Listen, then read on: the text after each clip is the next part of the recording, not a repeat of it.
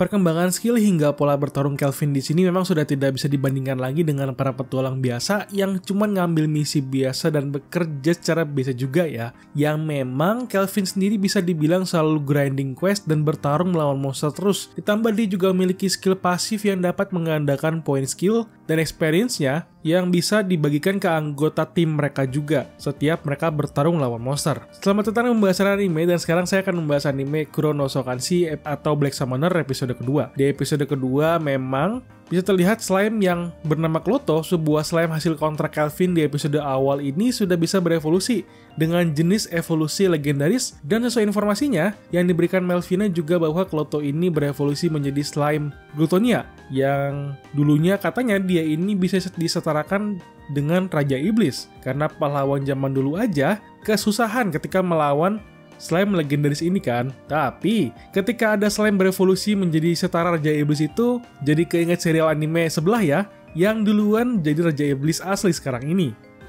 Pada awal episode memang kita akan diberikan sebuah rekapan sebagai ancang-ancang memberitahuan bahwa Kelvin ini bekerjaannya hunting melulu ya, untuk meningkatkan kekuatan dan skillnya. Tentu dengan begitu kan dia bisa dengan mudah untuk bertarung melawan musuhnya yang lebih kuat nanti. Saat dia selesai hunting juga kita bisa melihat skill cheatnya si Kelvin ini adalah skill yang menggandakan skill point setiap dia naik level. Di sini, Kelvin ada bilang dia mendapatkan bonus poin saat naik level, dan dia mendapatkan bonus sebesar 100 poin, yang menandakan bahwa Kelvin bisa membuka skill lainnya sesuai pilihannya dan meningkatkan skill pentingnya ke tingkat yang lebih tinggi lagi gitu kan. Meskipun Kelvin sudah kehilangan ingatannya saat di Jepang dulu, tapi dia tetap bisa berpikir dengan tenang dan mengambil skill persembunyian yang dapat membantu dirinya agar tidak bisa dilihat statusnya oleh orang lain, dan bisa juga untuk menyembunyikan skill yang sedang dia pakai agar tidak bisa terlihat oleh musuh ketika sedang merapal sihirnya. Terlebih hal ini memang dilakukan olehnya karena keadaan kelasnya yang seorang summoner itu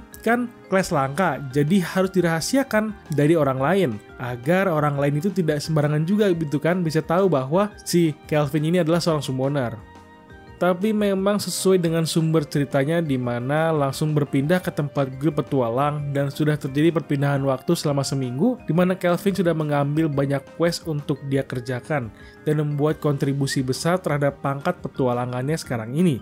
Ditambah dia sudah naik pangkat langsung ke tingkat E tanpa bantuan siapa-siapa dan hanya bertarung solo saja, yang membuat banyak petualang iri dengan Kelvin karena kecepatannya untuk naik pangkat. Tentu hal ini tidak hanya membuat orang lain iri ya, karena pasti ada saja orang yang mengincar orang yang cepat berhasil untuk disantap atau disikut kasarnya. Namun ini kan ceritanya isekai ya, jadi omongan sikut menyikutnya di tempat kerja itu bukan versi omongan dan menjilat saja seperti di tempat kerja, melainkan disiksa dan dijatuhkan mentalnya agar tidak jadi petualang lagi, atau bisa-bisa sampai dibunuh di sini kan gitu. Karena itulah yang terjadi pada Kelvin, karena ketika dia sedang berbicara dengan resepsionis, kita bisa melihat ada 3 karakter yang tiba-tiba muncul karena badan mereka yang cukup berwarna membuat mereka jadi terfokuskan di sini, yaitu adalah seorang petualang peringkat D yang tiba-tiba sok baik untuk menghampiri Kelvin dan menawarinya untuk masuk atau bergabung dengan partinya.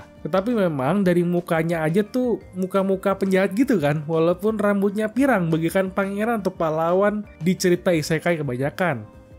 Apalagi saat ada pembicaraan dengan orang yang bernama Casual ini, ada digosipkan oleh petualang lain karena dia memiliki sifat yang buruk di mata orang lain.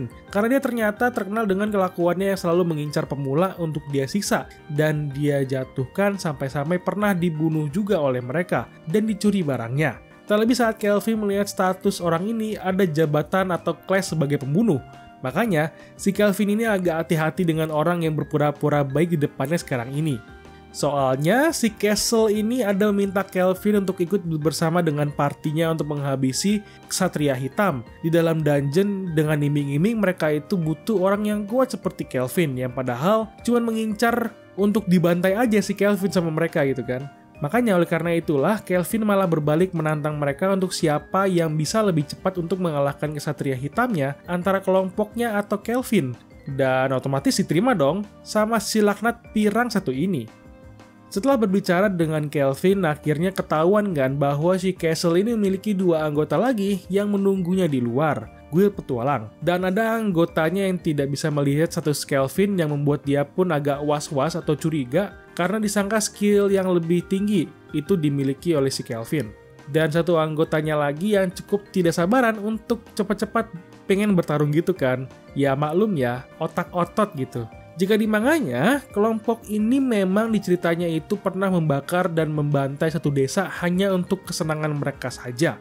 Karena mereka merasa orang yang paling hebat di daerah situ. Dan memang mereka inilah sebenarnya orang yang cukup kuat, namun tidak memiliki akhlak sebagai petualang. Malahan, untuk saya sendiri bisa bilang mereka ini sebagai penjahat atau bandit ya, kelompok mereka ini. Lalu adegan berlanjut pada adegan Castle dan anggotanya mulai menuju ruangan bos Kesatria Hitam untuk menemukan banyak undead yang sudah meninggal, yang membuat mereka kaget dan menemukan Kelvin sudah menunggu mereka untuk datang. Disitulah pertarungan melawan sekelompok bandit pun dimulai. Memang dalam pertarungan ini ada beberapa adegan yang cukup dirubah agar menjadi lebih kid-friendly atau bisa dibilang aman untuk anak-anak tonton maksudnya ya. Seperti di pertarungan ketika Kloto melawan atau mengejar salah satu anggota dari si Castle. Karena kita juga diberikan sebuah flashback dari evolusi si Kloto menjadi slime Glutonia, yang jika di manganya evolusi ini memang mirip dengan adegan yang ada di animenya. Namun ketika Kloto itu melahap musuhnya yang sedang dikejar itu, malahan tidak terlihat gigi-gigi tajam si Kloto, yang sebenarnya itu yang pengen saya lihat agar terlihat ada intimidasi dari si Klotonya itu. Tapi malahan di sini si Kloto malahan kelihatan ompong lah ya. Namun memang tak bisa dipungkiri lagi, jika di adegan pertarungan ini, Kloto itu lebih aktif dibandingkan di manganya. Atau memang ini karena sudah dianimasikan, jadi kita lebih aktif gitu ya si Klotonya. Terus perbedaan lainnya adalah saat Kelvin menghajar si Castle ini bukan babak belur jika di manganya. Malahan kita bisa melihat Kelvin langsung menggunakan skill tingkat tinggi untuk menebas badan Castle hingga hancur bagian bawahnya, yang membuat semua musuhnya yang ada di situ meninggal saat bertarung di sini. Tapi berbeda jika di animenya, mereka itu masih hidup dan hanya dimasukkan ke penjara dan terlihat babak belur saja di sini. Baru deh kita akhirnya bisa melihat Kesatria Hitam yang akan didirikan kontrak baru dengan Kelvin. Dimana pada awalnya Kesatria Hitam yang bernama Geralt ini adalah seorang ksatria di sebuah kerajaan, namun karena kutukan dari seorang elf yang berasal dari Kekaisaran Lizea, akibat rajanya yang tidak mematuhi perintahnya, yang berakibat musnahnya kerajaan itu, dan membuat rakyatnya terserang penyakit dan membunuh seluruh rakyat hingga rajanya. Hingga keluarga si Geralt pun menjadi korbannya ya, yang cukup tragis di sini. Makanya saat dia bertarung dengan Kelvin, dia membangkitkan rasa dendamnya dan meminta Kelvin untuk membantu membalaskan dendamnya kepada orang yang sudah mencelakai keluarga hingga kerajaannya dulu. Yang masih bersangkutan dengan Raja Iblis Kekaisaran Lizea ini kalau tidak salah, jika di manganya. Karena ada satu biang si elf ini yang bisa berpindah tubuh, yang masih dilawan hingga saat ini di manga. Gitu. Sebenarnya dalam pertarungan Kelvin melawan Geralt di sini ada adegan yang cukup lucu menurut saya sih ketika melihat animasinya. Berasa kayak lagi nonton ada game gitu kan soalnya. Dimana mereka menggunakan animasi 3D ketika bertarung di dalam ruangan tahta kerajaan di situ di saat si Kelvin melawan si Geralt. Dibilang jelek tuh enggak ya, halus animasi 3D-nya.